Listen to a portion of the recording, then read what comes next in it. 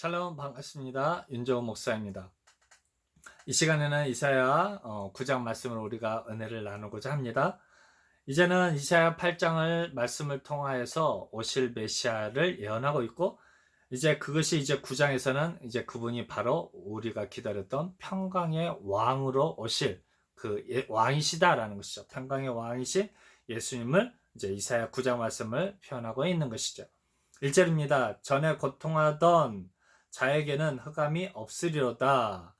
전에 고통한 자가 무엇입니까? 죄로 말미암아서 이제 짧은 인생을 살 수밖에 없던, 우리 주님을 알지 못함으로 말미암아서 영원토록 죄에 속할 수밖에 없었던 그들에게 이제는 예수님으로 말미암아서 빛이요 생명을 소유할 수 있게 됐다라는 것이죠.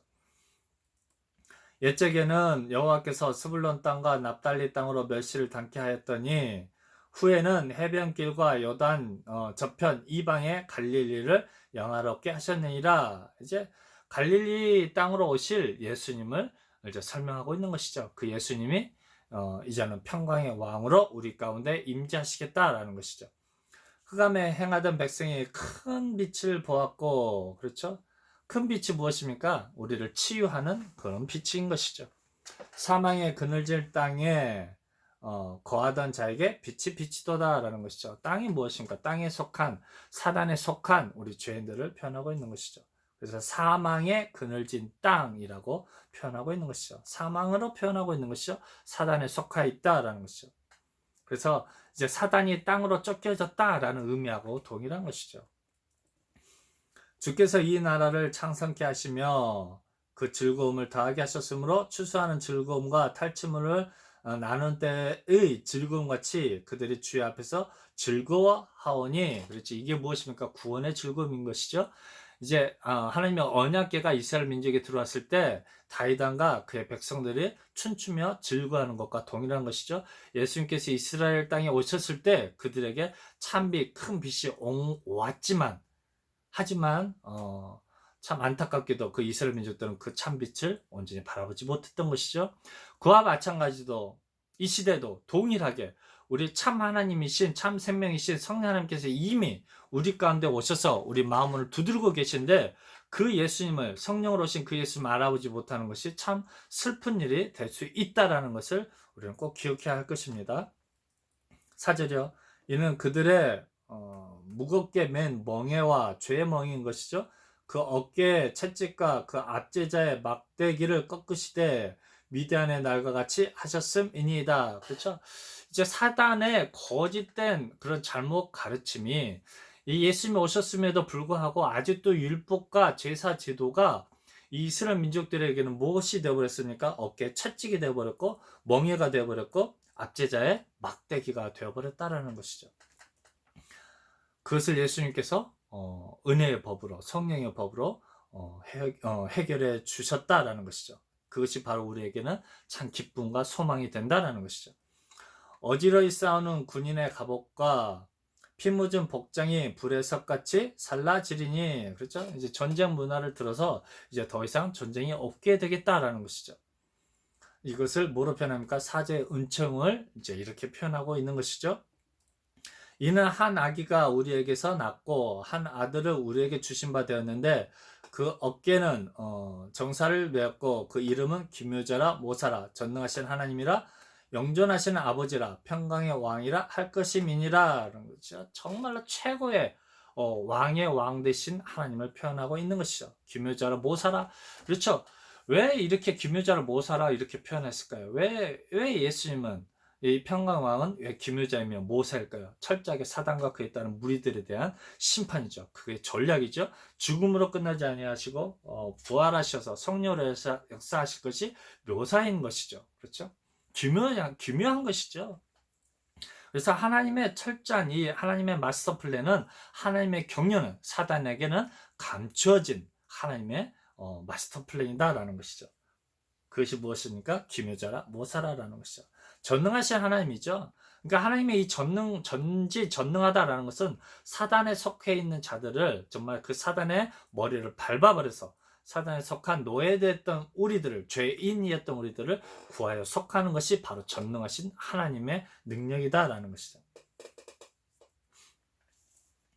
그 정사와 평강의 더함이 무궁하며 또 다윗의 위에 앉아서 그 나라를 굳게 세우고 자금 이후 영원토록 공평과 정의로 그것을 보존하실 것이라. 만군의 여호와 열심히 이를 이루시리라. 그렇죠? 이게 여호와 하나님의 열심인 것이죠. 창조 때부터 해가지고 하나님의 열심이 무엇입니까? 하나님의 선지자들 보내고 하나님의 사람들을 보내고 직접 나타나셔서 계시도 함으로 말미암아서 하나님의 사람들을 세워가고 계시는 것이죠.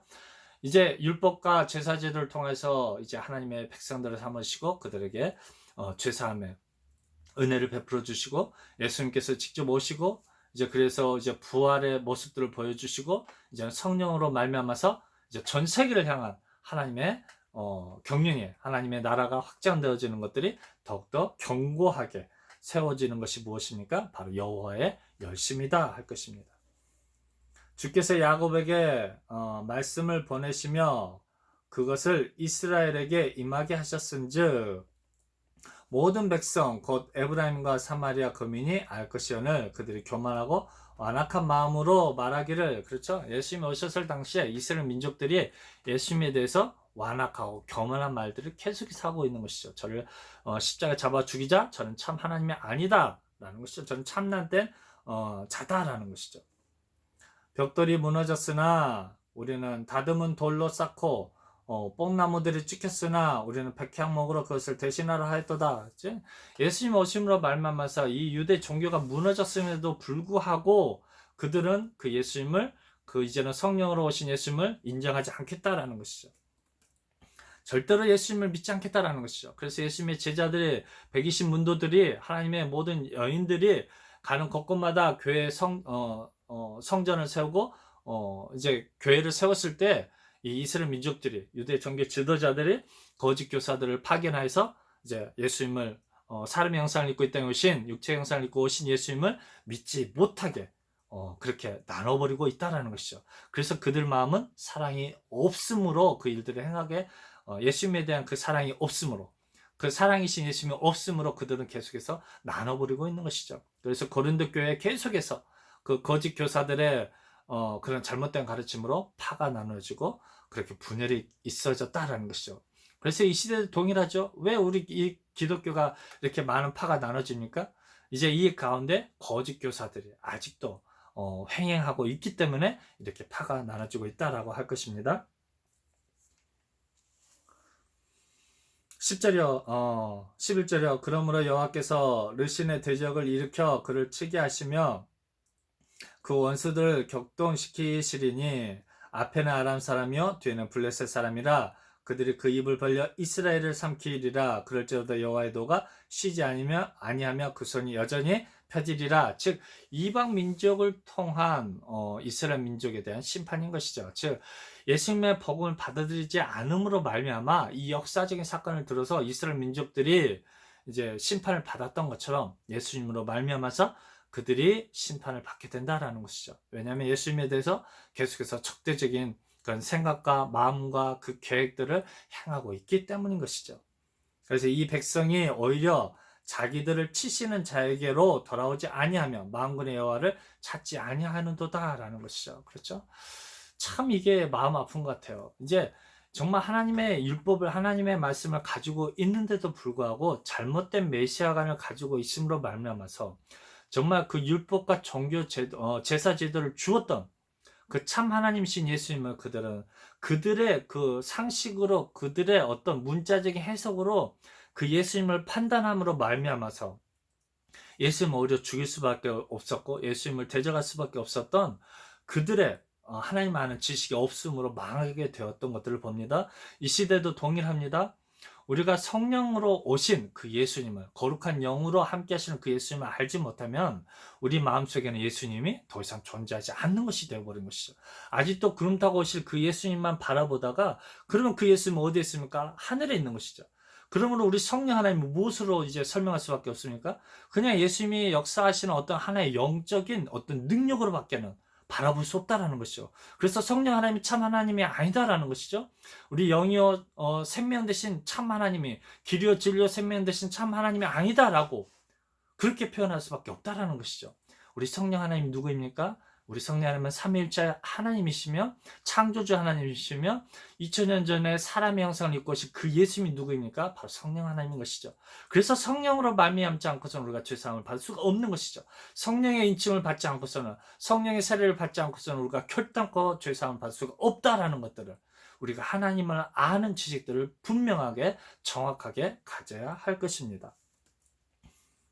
그래서 만군의 여호와를 찾지 아니한다라고 표현하고 있는 것이죠. 이러므로 여호와께서 하루 사이에 이스라엘 중에서 머리와 꼬리며 정려가지와 갈대를 끊으시리니, 하루 사이라는 건 무엇입니까? 그만큼 짧은 시간에 즉 예수님께서 죽으시고 사흘 만에 부활하셔서 그들에게 완전한 심판을 내려버렸던 것이죠. 머리는 곧 장로와 정귀한 자요. 그렇죠? 이게 누구입니까? 종교 지도자들인 것이죠.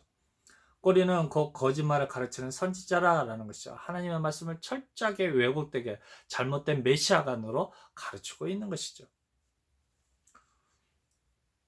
왜곡되게 가르치고 있다라는 것이죠.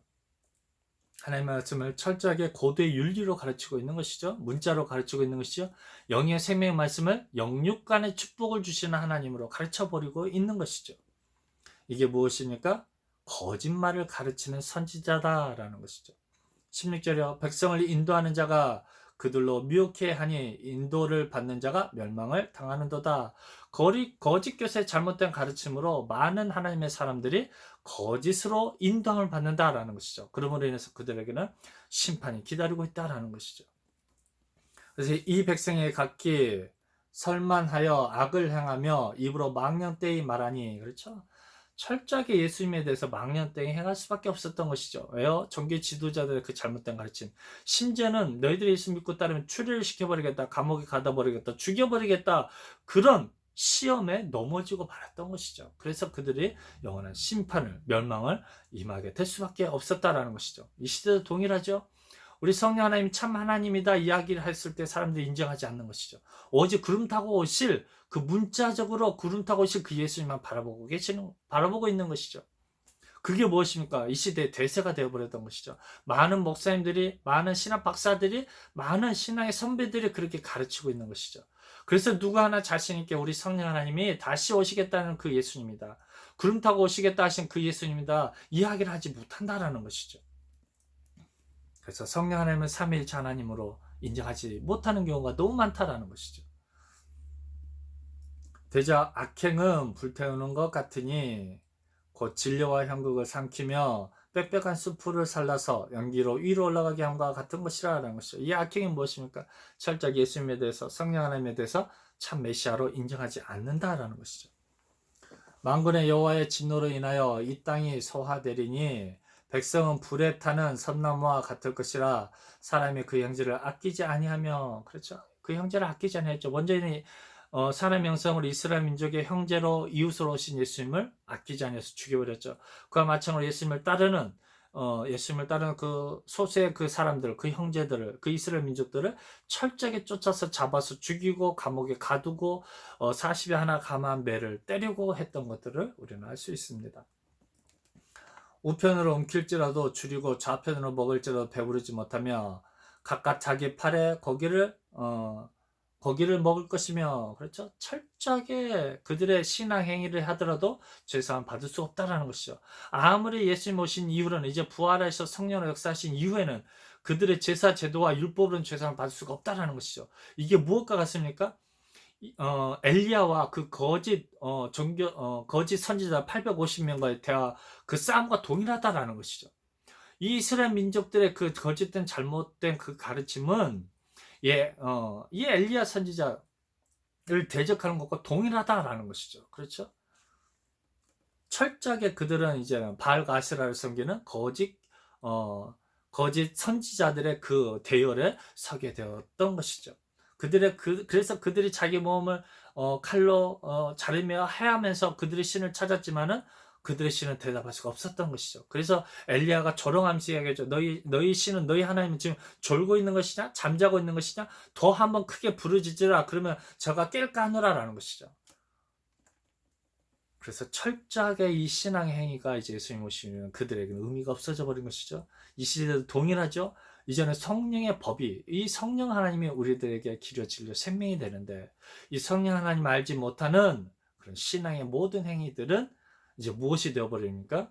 이제는 이방 족속을 섬기는, 이방의 하나님을 섬기는, 빛의 천사로 가장한 사단을 섬기는 그런 신앙 행위가 될 수밖에 없다라는 것을 우리는 꼭 기억해야 할 것입니다. 그래서 우편으로 옮길지라도 줄이고 좌편으로 먹을지라도 배부르지 못한다라는 것이죠. 그래서 그 마음에 만족감이 없고, 그래서 그 마음에 기쁨이 없고, 그래서 그 마음에 찬양의 목소리가 나오지 못한다라는 것이죠. 므낫세는 에브라임은 므낫세를 먹을 것이요 또 그들이 합하여 유다를 치리라. 그럴지라도 여호와의 노가 쉬지 아니하며 그 손이 여전히 펼치리라라는 것이죠. 그게 무엇입니까? 그들은 계속해서 예수님의 제자를 통해서, 성령의 충만한 예수님의 제자를 통해서 복음을 증거할지라도 그들은 받아들이지 않는다라는 것이죠. 이걸 뭐로 표현합니까? 양심에 화인 맞은 그런 사람들이라고 표현하고 있는 것이죠. 사단의 인침을 받은 자라 할 것이죠. 그래서 이 시대, 이 이사야 말씀을 통해서 우리에게 경고하는 메시지가 무엇입니까? 너희는 시대를 분별해서 예수님 오셨을 때 그 예수님 온전히 분별하고, 이제 성령 하나님께서 이제 구름 타고 오시듯이 거룩한 영으로 우리 가운데 임재하셨기 때문에 그 성령 하나님을 온전히 마음속으로 잘 영접해서 우리 성령 하나님 주신 참 기쁨과 소망을 가지며 누리며 오늘 하루도 기쁨으로 가득 찬 하루 되시기를 주님의 이름으로 부탁드립니다. 감사합니다.